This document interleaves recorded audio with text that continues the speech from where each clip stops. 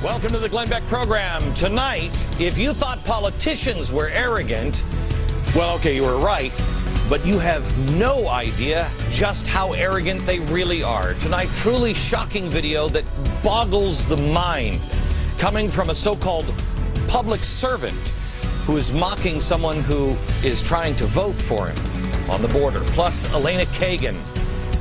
She doesn't like being labeled a progressive. This is really good news.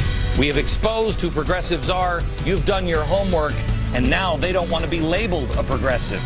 And the stories in the news. I look at these stories and things don't add up. Will the media even bother looking into these stories?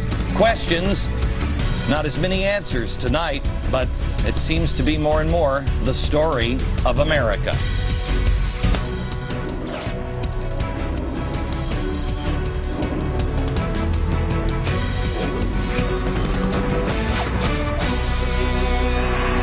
Hello, America. I'm glad you're here.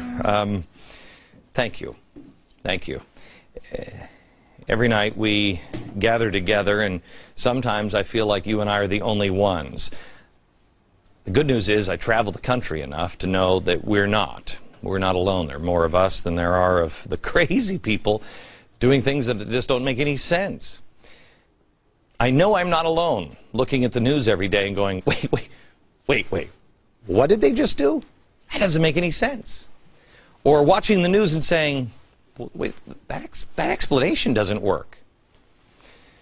Afterwards, after watching the news, I don't feel enlightened. I am left scratching my head. Sometimes I'm left yelling at either the person who's commentating or the politician who is speaking.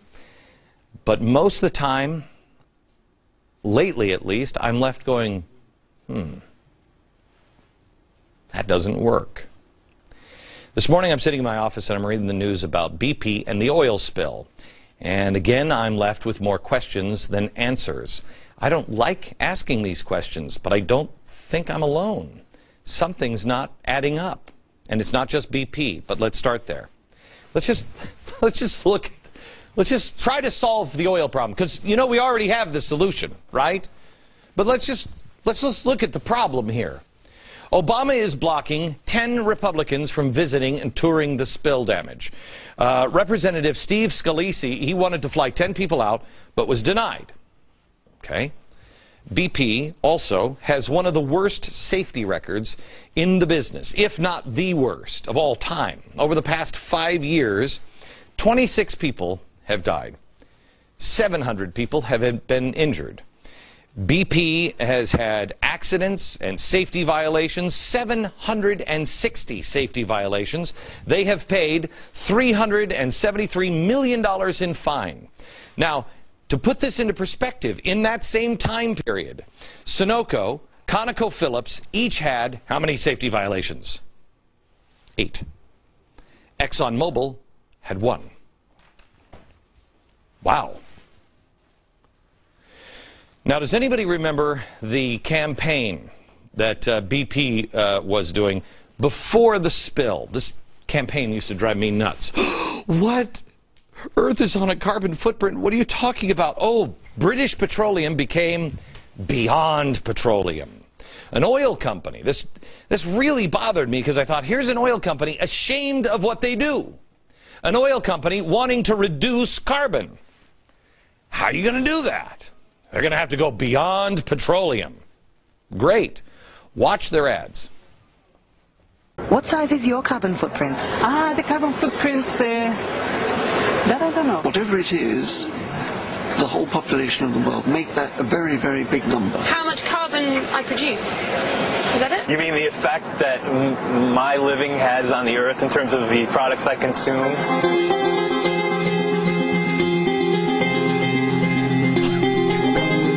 Of course it was the guy in the scarf. Oh, you mean, oh, well, one time I was over in France, and they explained the carbon footprint to me. Please. Environmentalists all getting excited. What's your carbon footprint? Did you know that BP wanted cap and trade? By the way, unrelated note, kind of. Enron was the biggest supporter of cap and trade. Now it's BP. John Kerry was originally planning to announce his big cap and trade, called the American Power Act, in conjunction with 3 oil companies. One of them, this little piggy, was BP. Of course, the spill derailed the photo op, but it really hasn't derailed now the emergency we needed for a new energy bill. Emergencies help.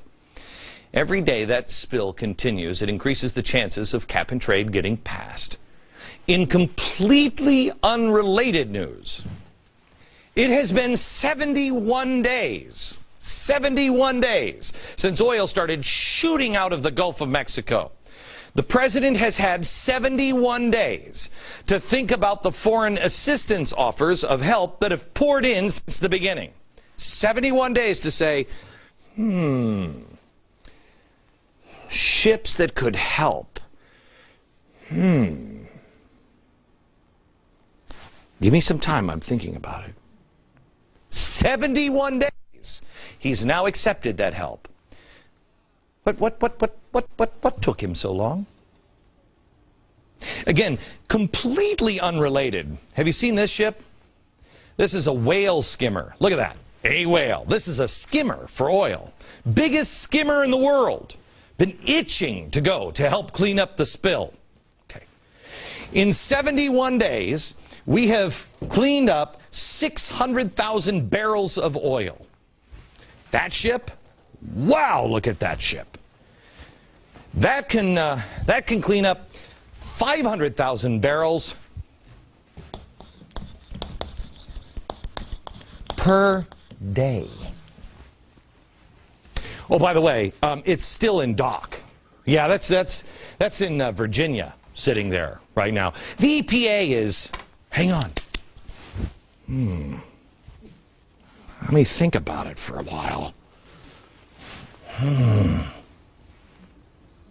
They haven't decided yet if it meets their standards. Like I said, things that make you go, Also completely unrelated, BP is the single biggest supplier of fuel to the Department of Defense, with the Pentagon contracts worth $2.2 billion a year. We also showed you how George Soros and the uber-rich progressives stand to profit from an offshore drilling ban because they get all the new business in Brazil and everywhere else. Oh, by the way, again, completely unrelated, Hugo Chavez is now nationalizing 11 rigs owned by the U.S. Even after Obama's court loss, drillers aren't getting any relief. This is really weird. Hundreds of layoffs.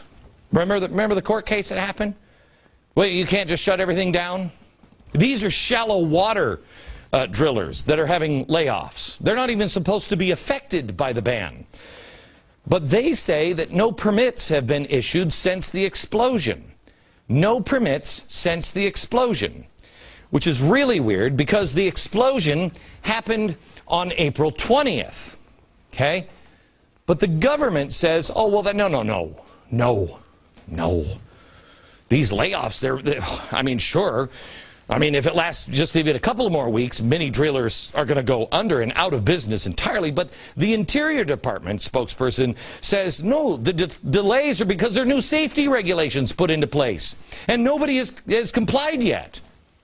The safety regulations were put in place on June 8th. For those of you who don't read the calendar every day, this is before this.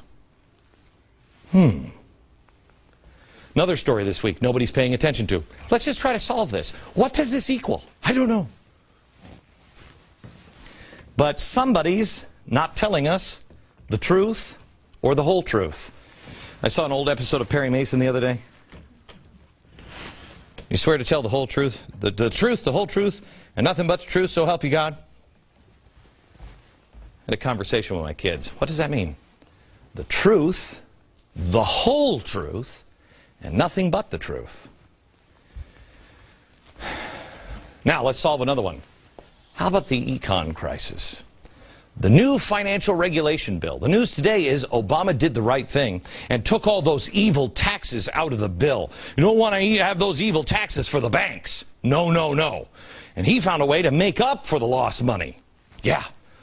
What they're going to do is they're going to end TARP 3 months early. And at TARP, they've got $11 billion there.